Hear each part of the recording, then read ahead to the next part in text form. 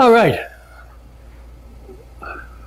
Let's sort of orient the questions around the concept tonight of the idea, the third principle of Huna, actually, which is that the energy flows where attention goes. Energy flows where attention goes. And let's start looking at this in terms of life, in terms of healing, in terms of solving problems, in terms of tying pareos. Really doesn't matter. Anything will apply.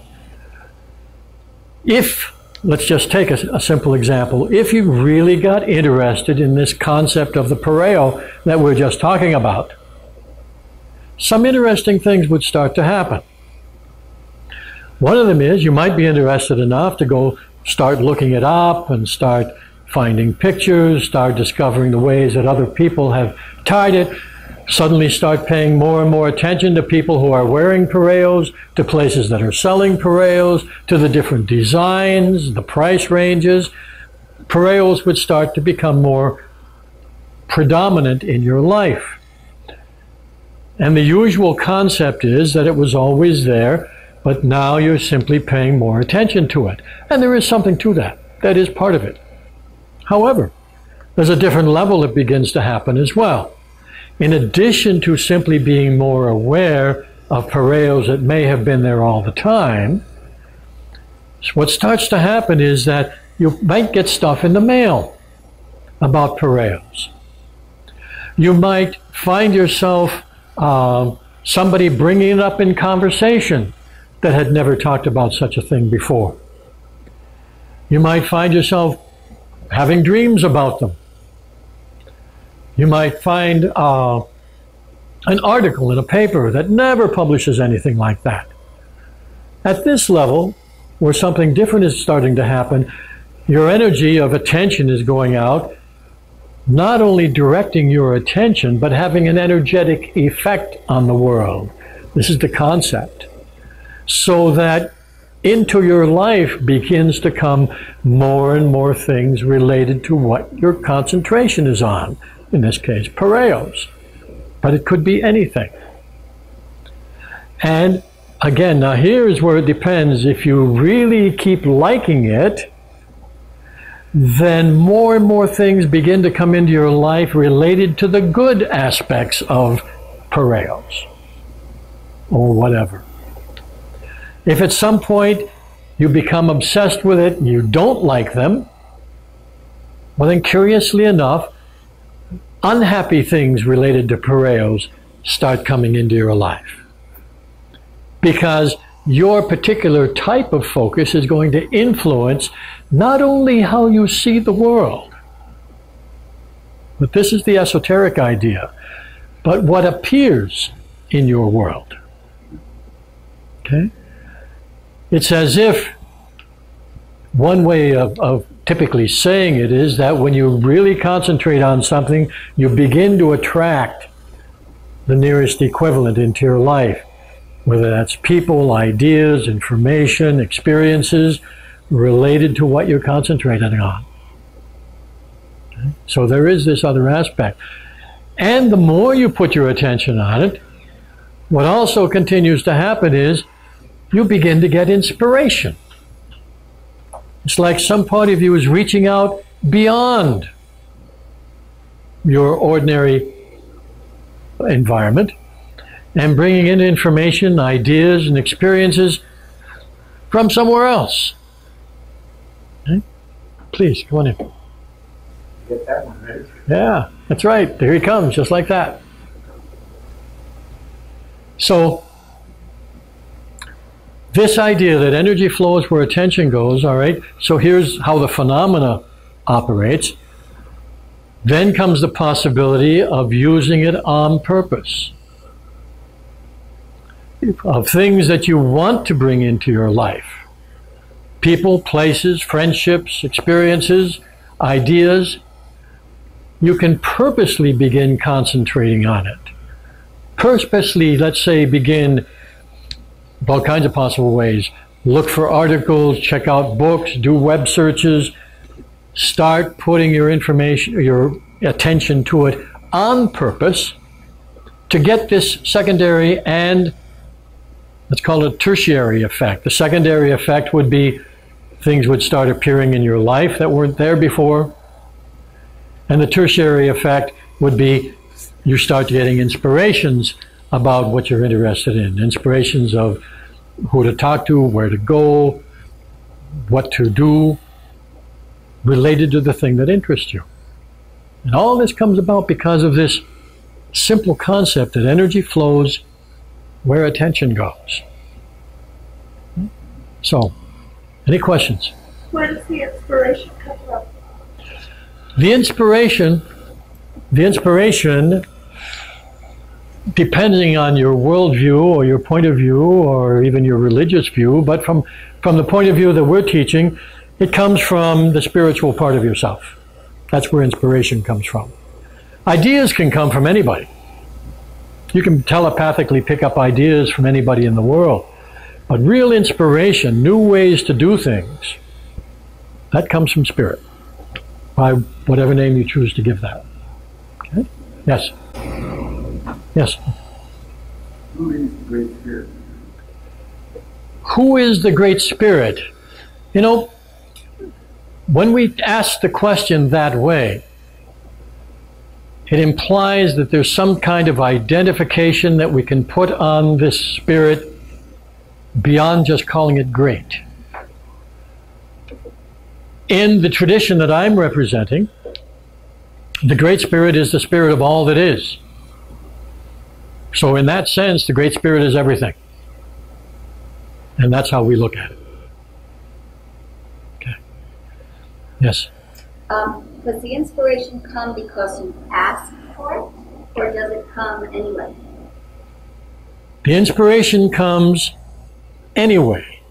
Asking is another form of concentrating your attention. See? But Spirit doesn't wait for the formal, okay, you have asked formally, now I'll help you. I wasn't going to help you before because you didn't ask. Okay? It comes because you're concentrating on something. To put it in technical terms, in one of my books, I call it the information flow effect. Because it happens regardless of whether you formally ask or not. What matters is your concentration on a particular subject, topic, interest, whatever. Then information begins to flow. You have to have the kind of interest in something which is open to new information, however. That's why asking is such a good technique. Okay? Because you can become so obsessed in a narrow way that you don't allow any other information to come in. It's there knocking on your door, but you may not pay attention to it.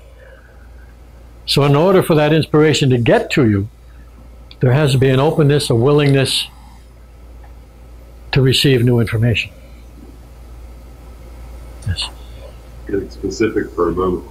I've been reading about navigation, and to my surprise, before Captain Cook's voyage when he discovered Hawaii, European sailors couldn't calculate longitude, only latitude, if they didn't have good clocks. So they got lost out in the open ocean quite regularly.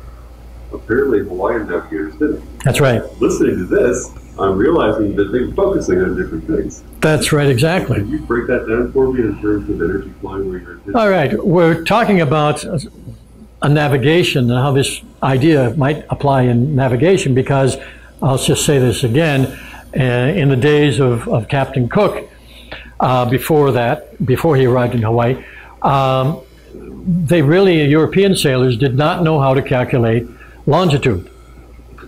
They could calculate latitude, but not longitude, which was one of the great mysteries that came about later, a solution in Europe. However, the Hawaiians went all over the whole entire Pacific without a problem.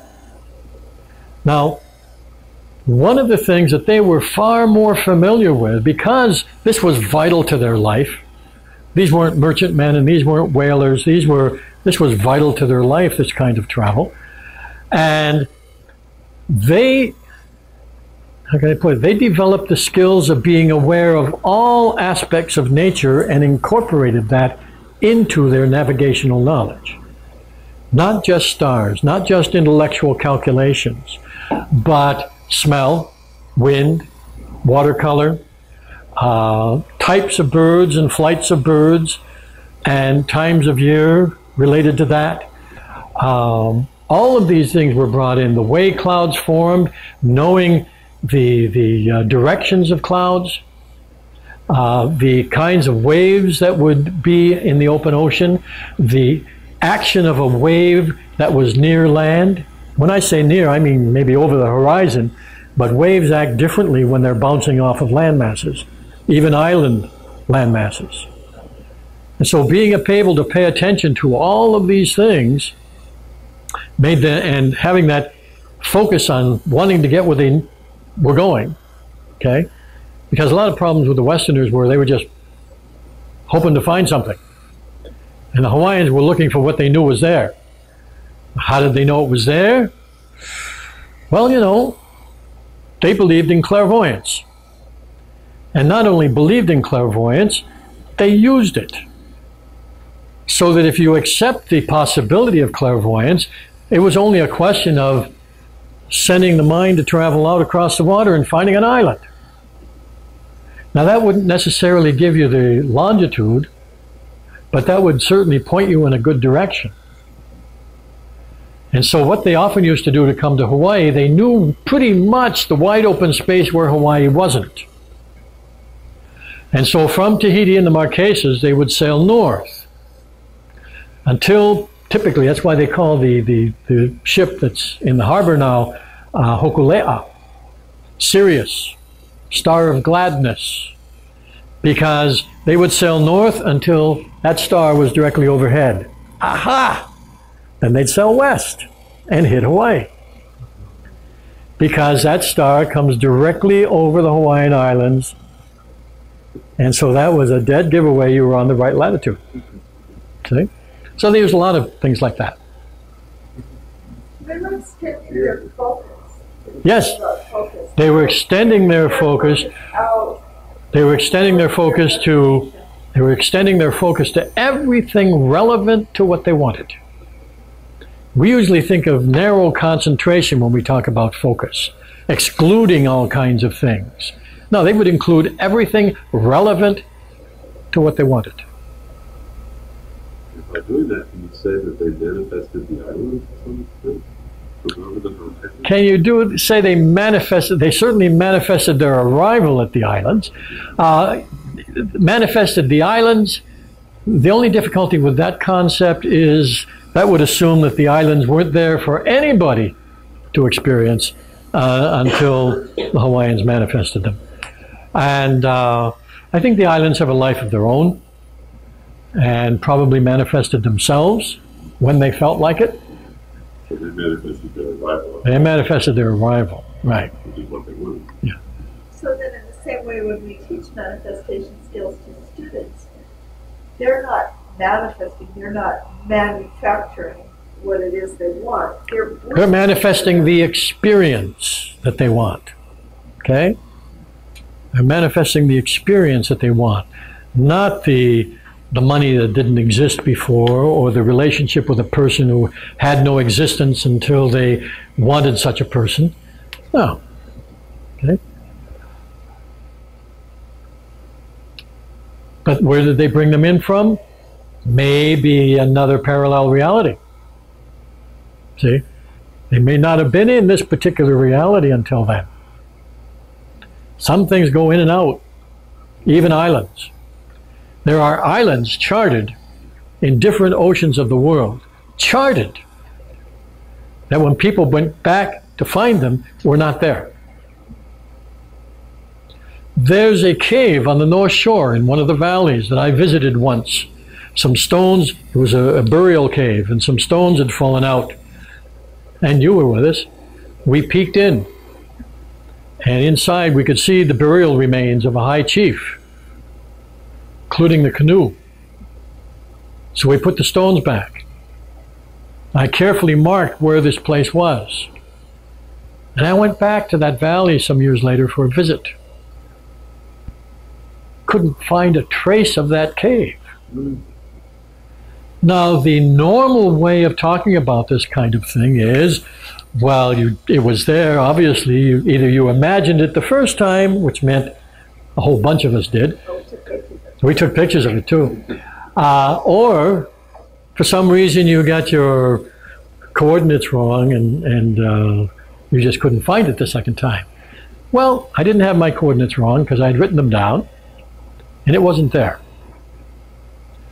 There's another concept, which is partly what we're talking about, getting off a little bit of far reaches of this idea, that there are lots of parallel realities. And that on different occasions, for reasons that aren't clear, they merge for a while, or they cross over for a while. And some things get left behind, and some things walk over into the other one. And it's an idea, but it's a surprisingly popular idea, even among quite a number of scientists. And it does explain a lot of strange happenings that occur on the planet. And so, since it seems to be an effective explanation, we like it. Okay? So until somebody comes up with a better one, why, we're going to assume that there are parallel realities. And then when we focus on something strongly enough, one of the effects may be that we bring an experience from another parallel reality into this one. It's an interesting idea. Yes? Well, sir, it's interesting that you brought this subject up tonight. Everything's always timely, but I was just talking with someone about focusing and having a positive focus to try to make something happen. And, you know, we started talking about it a little bit.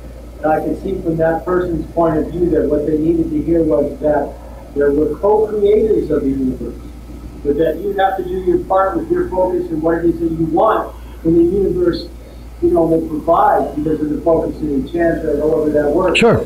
You know, one of the problems is with this whole idea of making something happen is the words. They imply a degree of control that isn't there. Okay? Because we really don't make things happen. Things happen for their own reasons. And those reasons are often, in fact all the time, related to other reasons. We do co-create. This is a shared dream that we have. We have our own private dreams, but this is a shared dream, this one we call out here. Okay? Which means all of us are co-creating this experience. Not only all of us being human beings, but the spirit of the chairs and the carpets and the walls and the building and the lights and everything that's involved. Everything is part of the experience. Everything that is in the experience is part of the creation of that experience. So that's why I said before that islands had their own reasons for manifesting, but maybe they weren't in this physical reality until they were focused on, until there's such a desire built up for them. One type of special focus that they used to have in ancient Hawaii, when they were talking really about manifesting, there's a special type of focus, desire, that went far beyond the normal kind of desire we usually think about. Not an obsession, because an obsession is based on fear. Okay?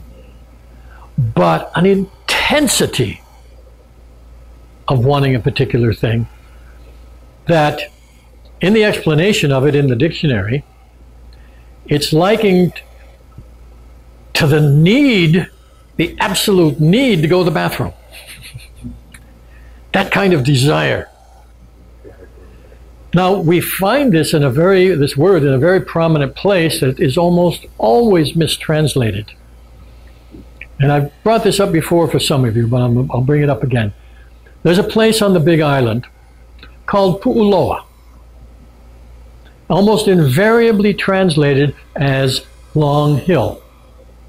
And that's almost invariably by people who have never been there. This is down a place from the crater of Kilauea, up here on the mountain, down this twisting road called Chain of Craters Road, down off the plateau and onto the plains near the ocean. And these plains are very desert-like. Little bit of scrub brush and lots of dry lava. And there's a place where you can park, and you can walk 2 miles through the hot sun to this nowhere land out in the middle of the plains, where in this certain section there are thousands and thousands of petroglyphs, which are carvings in the rock. And it's very limited. No carvings outside of this area. Only this one limited area where they did all their carvings.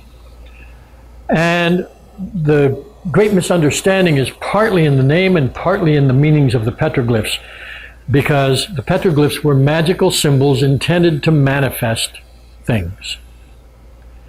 And Pu'uloa does not mean long hill, even though Pu'u is a word for hill, and Loa is a word that means long. But Loa is also a word that means an intensity or a greatness of anything. And Pu'u is also a word that means this extremely intense desire. So it's like saying this is a place of really strong desires. And the energy of that place was such that they used that to amplify the desires that were cut into the rock. And it had to do with all kinds. And there were specialists who did that cutting. It wasn't just anybody who felt like it went over there and did a carving. You hired somebody. When I say hired, you know, you might give them a gift or something like that in the old days. And they, because they had this special ability to focus and intensify a concept greater than the ordinary person. And so you say, I want to win this canoe race. I want to win this running. I want to be the messenger for the king. I want to have plenty of children. I want to win this war. Whatever it might have been. These were the specialists who went out and had this intensity of focus and carved the symbol to represent that desire. Okay? So there were specialists in focus. Okay. Yes. So is there a special technique of Pu'uloa? Is there a special technique of Pu'uloa? Yes, of course there is. It's a combination of mind and body, and along with that, that communication between mind and body, which is emotion. So it's directed thought, directed emotion, and directed activity. The very act of carving was turned into a part of the focus. Okay? But you had to know how to hold your conscious intellectual attention and at the same time have an extreme emotional attention. Yeah. Does anybody do that today? Does anybody do that today? Anybody with the smarts? We don't often find many people able to concentrate their emotional attention in that way. Because people are not well experienced, most people are not well experienced in keeping their emotions directed in a singular way. Emotions, they're either afraid of them or they tend to get distracted very easily. It's very easy to get emotionally distracted. To get really interested in something, but the emotion itself, if you're not familiar with it, not aware of its relationship with the body, it's really easy to let that emotion take you in a different direction. But are there people? Yes, sure. Yes. Well, wouldn't that be similar to the focused attention that the practitioner gives during Romeo and Julie? The emotion is the love you feel for the client. Would this be similar to the focused attention that a Lomi practitioner gives during a massage, during a Lomi massage? It would be if that love were at a high level and constant throughout the process. An awful lot of Lomi practitioners are moving their hands while their mind is off elsewhere. Yeah, I'm sorry. A lot of them are. I've had massages by such. Okay? But there are those, and when there is that kind of focus, that high love, that throughout the whole process, always on the subject, that person comes away with practically a cosmic experience. And they're just overwhelmed. Overwhelmed by a massage? Yes, when it's done that way. And whenever you hear those kinds of stories, there was a special event happening. Sometimes people have it in playing music. You get caught up, you get into it, your feelings are flowing, and you get into a very special rhythmic space where you're no longer playing the music. Some people have described it as the music was playing me, which simply meant that they weren't trying to control anything, but they were flowing with it so easily and so naturally in such a focused way that there was incredible power in it. And that power was felt not only by the people playing the music, but by all the people listening to it. It does happen in different areas. Seldom by design. But athletics, music, dance, skills of many different kinds, it can happen. Because all of those involve a high degree of focus. Yeah. Yes? I think I was just reading about a kind of Zen Buddhist statue of a guardian figure, which is supposed to be imbued with actual guardian energy as it's created. It's a similar idea. Well, okay, he's talking about a Zen guardian figure. Zen, are you sure? Or just Buddhist? Buddhist. Buddhist, okay. Because the Zen usually don't have that. And imbued with a guardian type of energy. Well, the only way you'd know that is if you tried to do something that required guardianing. And then you'd find out whether it was imbued with guardian energy or not. Okay?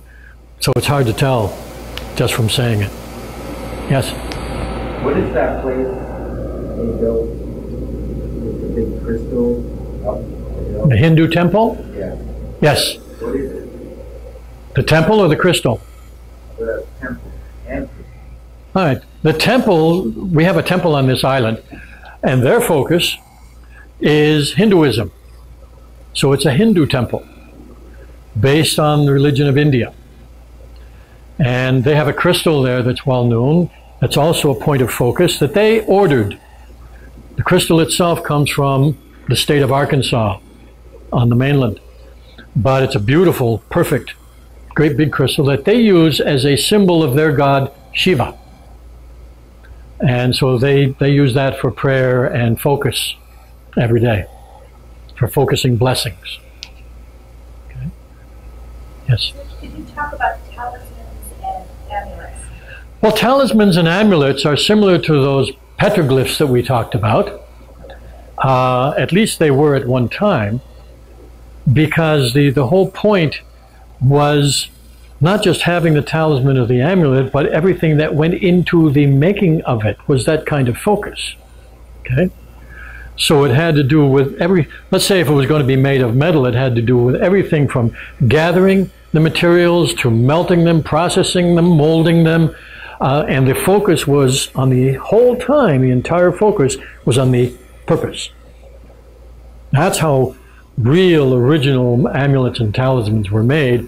And so, of course, the originals had a lot more power. Okay? Nowadays, people buy one because it's pretty, and it may represent an idea that they're interested in, and they wear it for a few times, and then forget about its significance, put it in the rest of the jewelry, and go look for something else to catch their attention.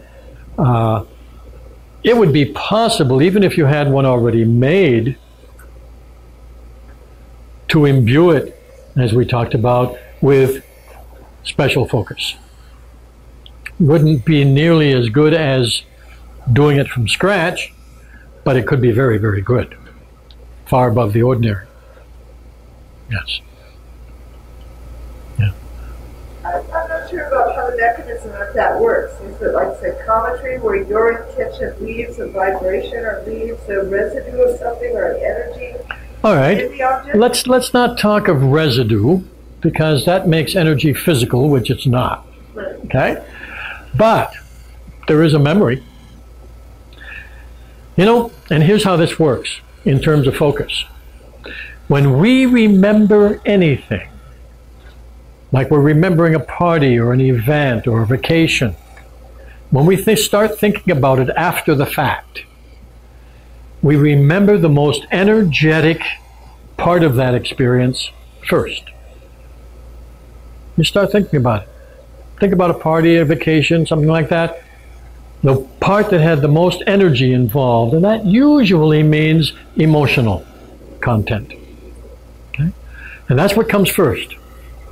And then as you keep focusing, why then that starts to associate with other memories, and they link up, and you start remembering more of the event. That's how we normally remember. We don't automatically go back to the beginning of an event. We go back automatically to the most energetic part of the event.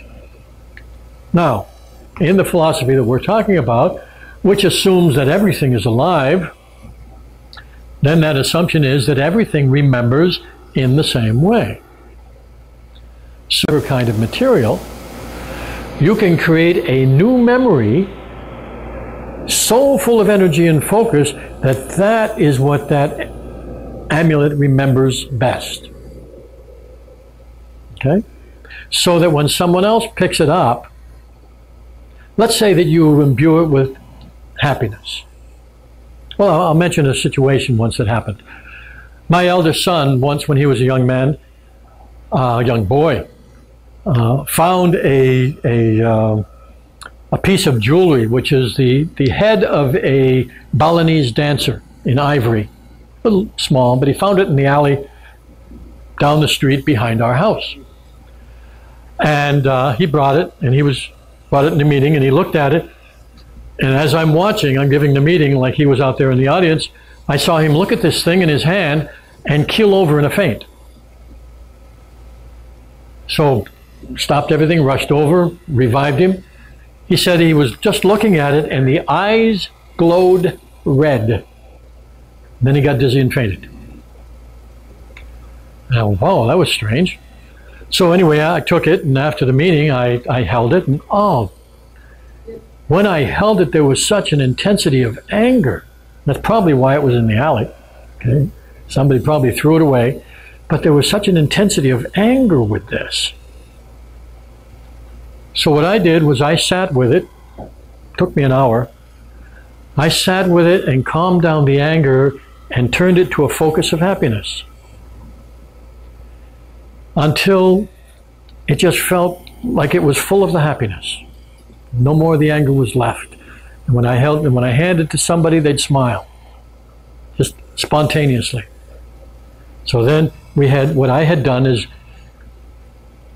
diminished the strength of the original memory and created a new memory of greater intensity so that this would be the first thing people would relate to when they picked that up. And you did that with focus on that. With focus, yes. With intense focus on a different idea. And holding that focus until I could, kind of intuitive, I could feel a change. I still have that little piece, by the way. Makes me smile every time I look at it. It's possible to traumatize a material object, but also impossible to heal it. Is it possible to traumatize a material object? Not exactly. It is possible to give that material object a memory of trauma, which is a different thing. See? So, yes, that is entirely possible. Well, that's what happened with this object, this ivory thing. So then omens. Omens are a question of where you put your focus to. That's true? Is that true? Yes. So if you see something as being an omen, and then your activity goes your focus goes in that direction, so you Well, manifest your omen. what happens with an omen is you first have to be looking for an omen, or you have to have a kind of belief system that says anything unusual is an omen. Okay? So, you see a beautiful rainbow, hey, that's always an omen for good stuff for me. Okay? So, omen, I wasn't even looking for one. There it is, right there. See? So there's already a belief system. Okay? But you can also, if you're looking for an omen, we have ways of casting stones that do this. We have ways of looking at the clouds, looking for an omen, saying, look, I need some advice about my job. And you look up until you see an image in the cloud that has an answer for you, or is a symbol of an answer. Now, it's your focus that helped you see that image in the cloud, which another person might not see. Okay? But in that case, you're looking for it and you find it because of the focus. Okay. Yes? Can we call that intuition? Yes? It's intuition, but it's intuition that is sought. Intuition that you're looking for. Omen? I'm saying it's possible to look for omens and receive the intuition that you're looking for. That's what I mean. Okay. Anything else?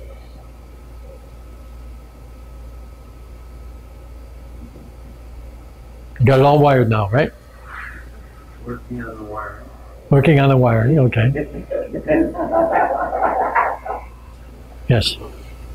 Is there a particular reason why, an energetic reason why they use rock for this, as opposed to anything else? Is rock better if you want to put feeling into a carving? The people who carve the petroglyphs. Oh, why did they carve the petroglyphs? Why did they use rocks? They could have carved wood, for instance, right? First of all, you have to understand Hawaiians had, many still do, but they had a special relationship with the element of stone. Now, the word for stone is pohaku. Curious word, because it means pohaku. Because what it means is, if you take it apart, mastery of the unseen. They considered stones as being alive, trees too, but stones had more mana. And some stones had more mana than other stones. So when they went to look for stones to cook their food, they wouldn't just pick up any old rock. Even if it looked like it was suitable, they'd search out until their intuition told them, this is the stone to come with me and help me cook my food. Okay? And so they use stones for lots of different ways in dealing with the need for focus, the need for power, the need for manifesting. Okay? Yes? Can you briefly say what the 7 principles of Huna are? Okay, I'll say them again. The world is what you think it is. There are no limits. Energy flows where attention goes. Now is the moment of power. To love is to be happy with. All power comes from within. And effectiveness is the measure of truth. These are the 7 principles. Those are English translations of the Hawaiian. Yeah. Okay.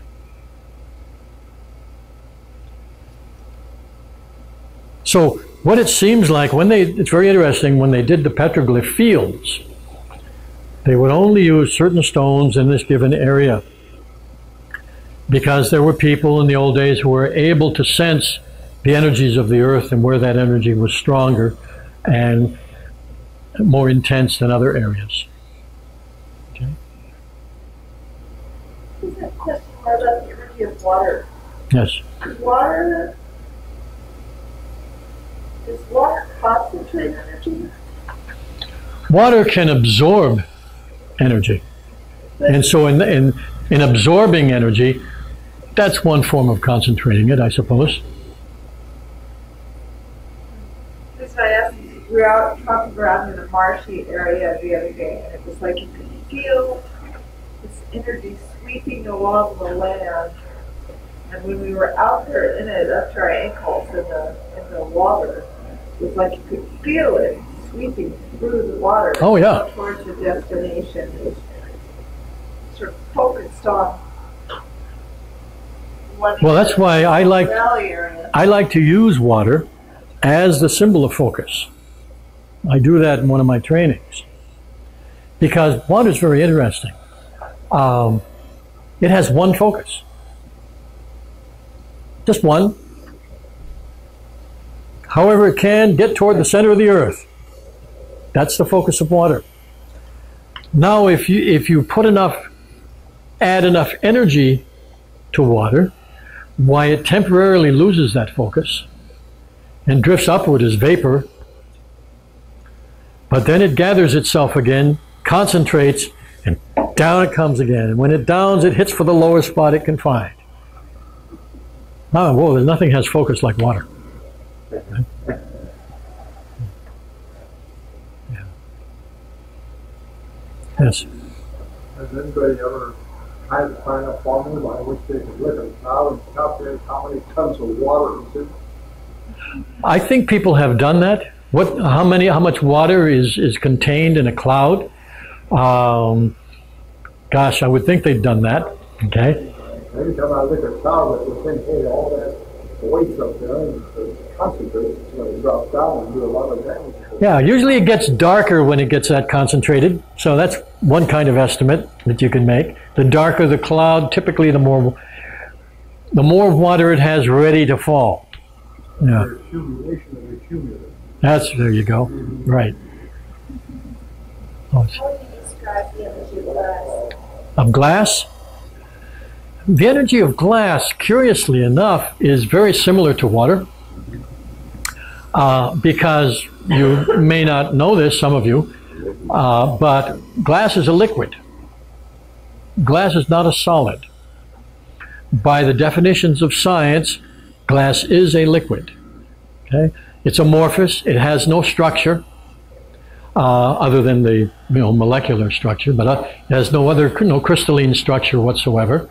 And in the old kinds of glass, like they used to use in the old days in Europe when they were first beginning to put it into windows, why over many, many years, the glass would accumulate at the bottom. You can still see some old windows like that, where the glass up the top is thinner and the glass at the bottom of the pane is thicker, because it actually would flow, heading for the same place as water does. Okay? Today, they've added different elements to the glass to slow that down so it's virtually imperceptible. So for practical purposes, it doesn't flow anymore. But structurally, it's still a liquid. Okay? So, and like any liquid, some liquids are different than others, granted, but like many liquids are capable of absorbing a tremendous amount of energy and holding that without changing form. So water does that, can absorb all kinds of energy, but until the energy builds up to a certain heat level, it doesn't change form. But that's why homeopathy works, because water can absorb that patterned energy. Okay? That's why you can put your hands on water and charge it up. You can put your hands on a good intention, thought intention, and affect the water that will affect the plants. And the same is true for glass. Glass will absorb a tremendous amount of energy. And if there are thoughts and intentions associated with that, then it'll absorb even more than quartz will. So, and it will, at a certain point, begin to radiate that energy back out. So that's why glass can make such wonderful healing tools.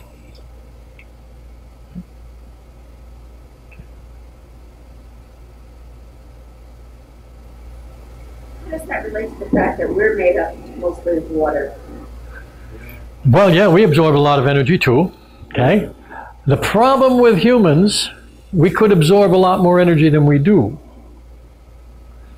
Because the problem with humans is we also have such an incredible imagination that we often imagine fearful consequences of absorbing too much energy.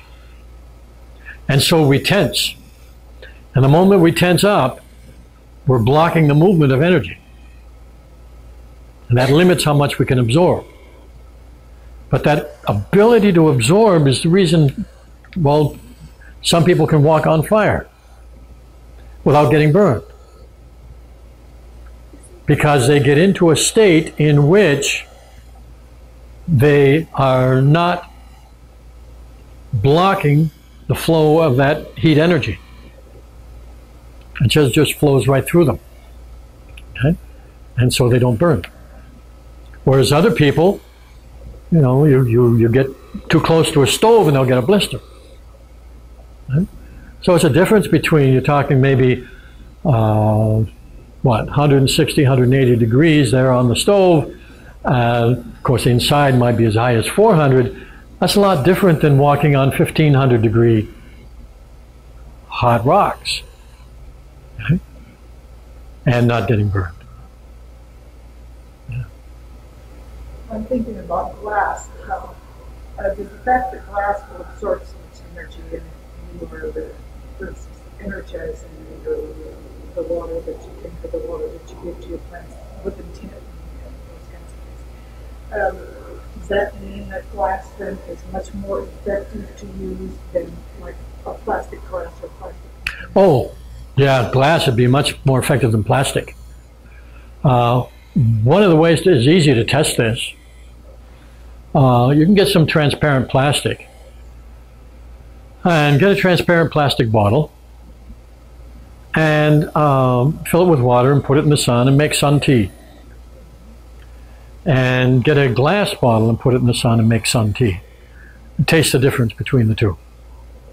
The other thing would have to do with using it for your plants. You can find a green plastic bottle, put that in the sun, and if you can find a green glass bottle, put that in the sun, each one of them for about an hour, and on separate plants, use that water and see the difference in how that affects their growth. Okay? Right. That'll show you very directly.